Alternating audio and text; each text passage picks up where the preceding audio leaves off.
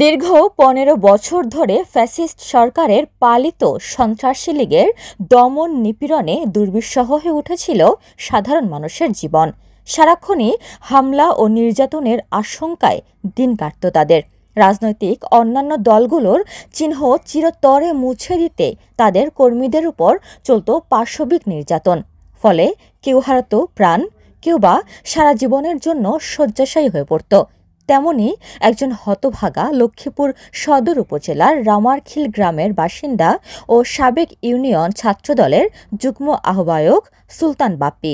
আমি সুস্থতা কামনা করছি, আর আমার সচ্ছল হওয়ার মানে ইনকাম সোর্সগুলো ফিরিয়ে দেওয়া হয়, আর অতি দ্রুতভাবে আমাদের যে নির্যাতন অবহেলিত এগুলা থেকে আমি ছাড়িয়ে আনতে হবে। এটাই আমার বিএনপি করাটা আমার সার্থক হয়েছে, কারণ আপনারা যে আসতেছেন আমার বাড়ি দেখাশোনা করতেছেন, রাজনীতি করাটা আমি মনে করতেছি আমার সার্থক হয়েছে। করে একদিন যখন আমাদের দেশ নেত্রী বেগম খালেদা জিয়া অসুস্থ ছিলেন, তখন তার জন্য আমাদের মসজিদে মিলাদ পড়াইছে মিষ্টি দিয়ে। ওই দিন খালেদা জিয়ার সুস্থতা কামনা করি। ওই দিন থেকে তার উপরে হামলা অতিরিক্ত বেড়ে গেছে। তুমি মানে খালেদা জিয়ার জন্য মানে মিলাদ পড়ো, এত বড় সাহস তোমাকে দিছে কে? এটার উপর এই কথা বলে আর তারে মানে মারে, আর মারে আর বলে যে শালার পুত্রে এত মারলাম, আমাদের হাত ব্যথা হয়ে গেল, শালার পুত্রে মানে এখন হাঁটতেছে। তারপর থেকে সে ধীরে ধীরে অসুস্থ হয়ে এখন তার মাথায় এফেক্ট করছে। 3 মাস তাকে মানসিক হসপিটালে রাখার পর আমি ওখান থেকে তাকে নিয়ে এনেছি, আমরা চিকিৎসা করতে পারতেছি না। বিএনপি চেয়ারপারসন দেশনেত্রী বেগম খালেদা জিয়াকে ভালোবেসে তার সুস্থতা কামনা করে 2021 সালে একটি মিলাদ মাহফিল আয়োজন করেছিলেন সুলতান বাপ্পি। এরপর থেকেই দফায় দফায় একের পর এক ছাত্রলীগ যুবলীগের হামলার শিকার হন তিনি।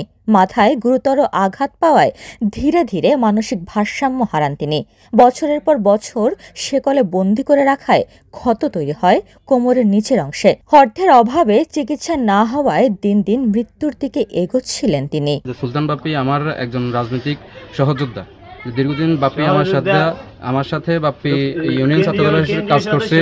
এই দত্তপাড়া ইউনিয়নে প্রত্যেকটা এলাকায়, প্রত্যেকটা অজপাড়া গায়ে আমরা হাঁটি পাপা করে ছাত্রদলের কর্মী সৃষ্টি করার জন্য আমরা কাজ করেছি। এই এলাকার আওয়ামী লীগ, যুবলীগ, ছাত্রলীগের লোকজন এটা মেনে নিতে পারে নাই। এই মিলাদকে কেন্দ্র করে তাকে ধাপে 3 ধাপে নির্যাতন করে মারে। ওই মাথায় আঘাত করার কারণে বাপ্পি আজকে মানসিকভাবে ভারসাম্যহীন, শারীরিকভাবে অসুস্থ। চিকিৎসার বিষয়ে যাবতীয় খোঁজখবর নিয়ে ওনাকে ঢাকায় আনার বিষয়ে বলেছে। এটা একটা ইতিবাচক ঘটনা। এই যে গত 17 বছর ধরে যে আওয়ামী লীগ দুঃশাসনের কারণে ছাত্রদলের নেতা কর্মীদেরকে যেরকম হামলা করেছে, আপনারা অতীতে দেখেছেন যে লক্ষ্মীপুরে আমাদের কিরকম গণতান্ত্রিক আন্দোলন হয়েছে, সেখানে আমাদের ছাত্র দলের অনেক নেতা কর্মী শহীদ হয়েছেন। এটা আপনারা আমাদের থেকে আরো ভালো জানেন। আমাদের ওই ছাত্র দলের নেতা, এটি তার প্রমাণ।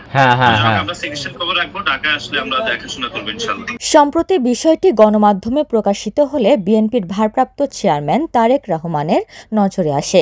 এরপর অতি দ্রুতই বাপ্পিকে ঢাকায় এনে তার উন্নত চিকিৎসার যাবতীয় ব্যবস্থা করেছেন তারেক রহমান। স্থানীয় বিএনপির রাজনৈতিক নেতাদের বিশ্বাস, চিকিৎসার মাধ্যমে তিনি স্বাভাবিক জীবনে ফিরবেন এবং আবারও যোগ দেবেন আন্দোলন সংগ্রামে। তো আসলে দীর্ঘদিন চিকিৎসার অভাবে সে বাসায় ছিল।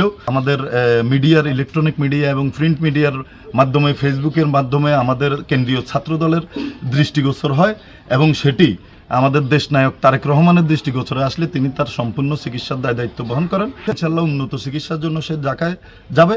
সেখানে আমাদের কেন্দ্রীয় ছাত্রদল তার সার্বিক সকল কিছু খোঁজখবর রাখবেন এবং দেখাশোনা করবেন। এই স্বৈরাচারের বিরুদ্ধে আন্দোলন সংগ্রাম করতে গিয়ে এই সুলতান বাপ্পি ছাত্রলীগের হাতে বিভিন্নভাবে তার উপরে ছাত্রলীগ আক্রমণ করে এবং বেশ কয়েকবারে তাকে আক্রমণ করা হয়েছে, যার কারণে আজকে আপনারা এখানে প্রত্যক্ষভাবে এসে দেখছেন, যার কারণে আজকে এমনভাবে তাকে আঘাত করা হয়েছে এবং তার মাথায় এমনভাবে আঘাত করা হয়েছে যার কারণে সে মানসিকভাবে ভারসাম্যহীন হয়ে পড়েছে। বিএনপি দীর্ঘদিন যে গণতন্ত্রের জন্য আন্দোলন সংগ্রাম করে গিয়েছে, সেই গণতন্ত্রকে ফিরিয়ে আনার জন্য আমরা ইতিমধ্যে কাজ করে যাচ্ছি। দীর্ঘ 4 বছরের শেকলবন্দি জীবন কাটানো এই ছাত্রদল নেতা এখন অপেক্ষায় আছেন সুস্থ হয়ে আবারও স্বাভাবিক জীবনে ফিরে আসার। পাশাপাশি উপার্জন করে পরিবারের হাল ধরতে চান তিনি। উপমা রায়, সোনালী নিউজ।